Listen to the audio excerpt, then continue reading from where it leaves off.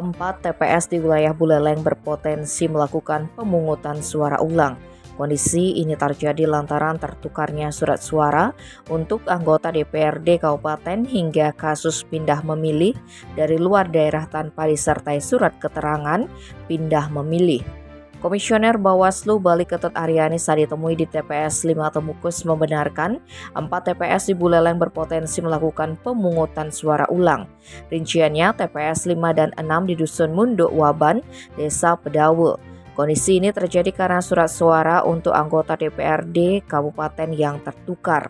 Sedangkan di TPS 5 Desa Temukus, kasusnya karena ada satu orang pemilih dari luar Buleleng yang menggunakan hak pilihnya di TPS tersebut tanpa disertai dengan surat keterangan pindah memilih atau daftar pemilih tambahan.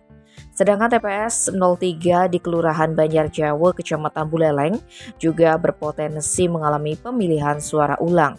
Namun sifatnya masih ditelusuri oleh pihak Bawaslu akan penyebabnya. Pihaknya pun sudah menginstruksikan kepada Panwaslu Kecamatan untuk melengkapi segala administrasinya, termasuk menyampaikan kepada KPPS oleh PTPS agar Bawaslu Kabupaten Buleleng juga berkoordinasi dengan KPU Buleleng. Terkait di TPS 5 Temukus, pihaknya juga akan mengkaji lebih dahulu. Mantan Ketua Bawaslu Bali ini mengaku masih melakukan kajian terhadap kasus di TPS 5 Temukus. Aryani menegaskan setidaknya ada 4 TPS di Buleleng yang akan berpotensi melakukan pemungutan suara ulang. Pihaknya pun menyarankan agar pada saat PSU dilaksanakan, penyelenggara wajib memberitahukan kepada pemilih di wilayah TPS tersebut.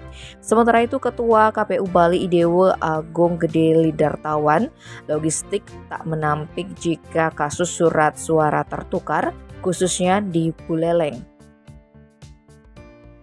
Tim Bali Express melaporkan.